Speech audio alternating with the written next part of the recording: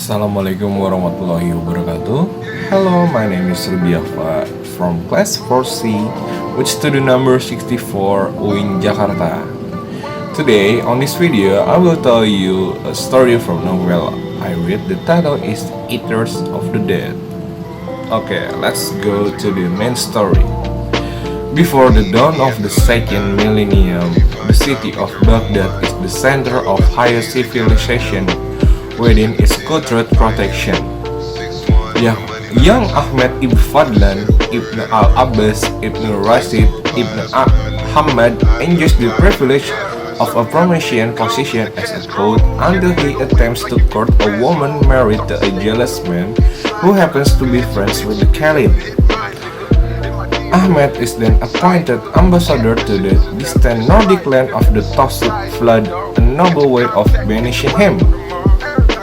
Ahmed is traveling by caravan with his mentor and friend Melchizedek when they are attacked by a band of Tartars who abandon the chase when the caravan reaches the riverside and a Viking boat is seen approaching the land. A little further, they reach a Viking camp where other Viking boats are already ashore.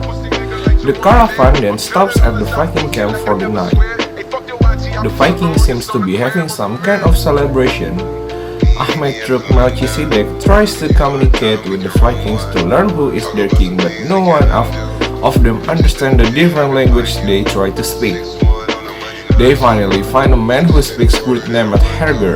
Herger explained there is no king at the moment as the last one just died. The celebration they are witnessing is actually part of their king's funeral. He then introduced Ahmed to Beowulf, who is considered to their apparent to the throne, but Beowulf is then attacked in front of everyone by a man who he kills without hesitation in self-defense, which seems to secure his place as the new leader. Ahmed then attends the king's funerals and joins the Viking in the night of festivities, although without drinking, because Ahmed is a Muslim. Ahmed finds himself appalled by Viking customs, their disregard for cleanliness, and their cold-blooded human sacrifice. For the next few days and nights, events remain silent, close observing the men's lips as they talk to each other, listening to them, analyzing their interaction, reaction, and behavior between each other. He slowly starts to make out words and what they likely mean in their language. He soon finds himself able to understand most of the conversation, although he still does not speak. One night, as the men are antagonizing each other, one of them insults Eben's mother, which caused him to speak for the first time. Surprising the man when he is able to acknowledge the insult and retaliated with one of his own their language. Impressed by how quickly Eben learned their language, Beowulf used the next moment he is alone with Eben to ask him if he knows how to draw stones, which is his way of describing Arabic writing. Eben confirms he can write and read. Beowulf asks him to show him. Eben watched them in the sand. There is only one God, and Muhammad is his prophet. Beowulf stares at the writing for the moment, then leaves satisfied. The next day, the Norsemen are still making fun of Eben's horse, but he shut them up with the demonstration of his horsemanship and how high his horse can actually jump, throwing weight in the mud in the process, which makes all of them laugh. Beowulf jokes that the dog can jump, which seems to close the subject for good. After sailing through a nasty sea-storm and this rough weather, the warriors finally make it to the Fenland land, where they arm themselves before stepping out of their boat.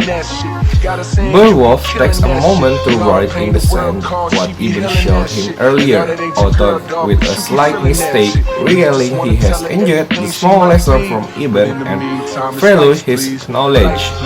Herger then provides Eben with one of their swords, which is much too big and heavy for him. The kings confirm that their foe is indeed the ancient trick known as Wendell, friends who come with the means to kill and take human heads. As the men are discussing the situation and whether the king is telling the truth or has just gone mad, Eben sees a bloodied, half-naked kid running towards the village crying. Queen Whaley recognizes the kid and leads them to his farmstead where they find several humans' bodies that were completely ripped apart, even not open.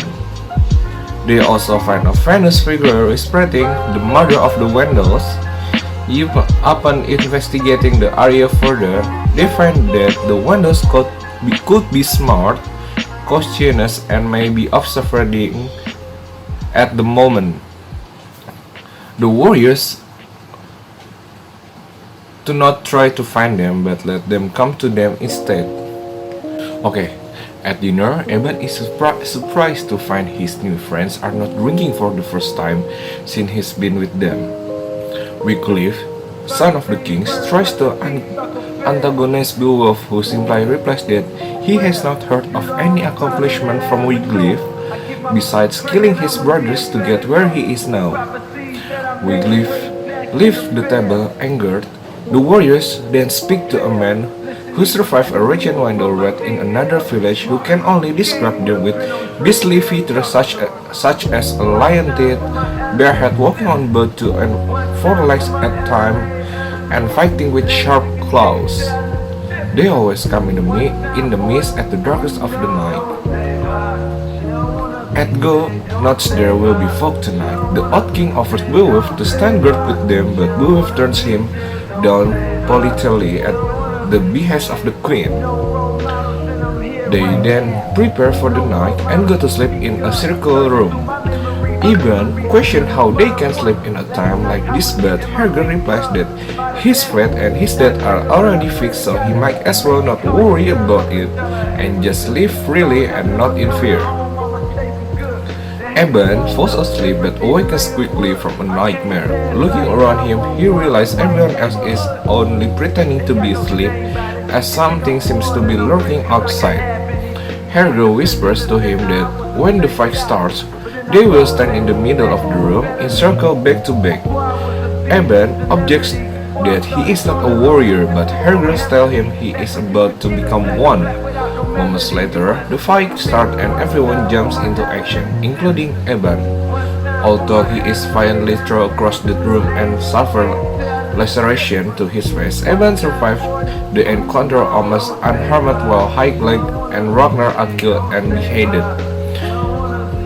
The men are worried when they realize they cannot find any Wandel body, even though they know they have got a few of them.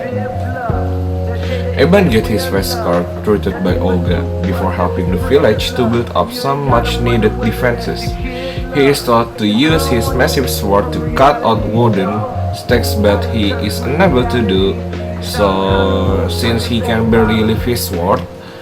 Tired of falling, Eben visits the local blacksmith and uses his tools to transform the massive Viking sword into a really sharp Arabian scimitar, which he used to cut off the wooden stakes much more easily.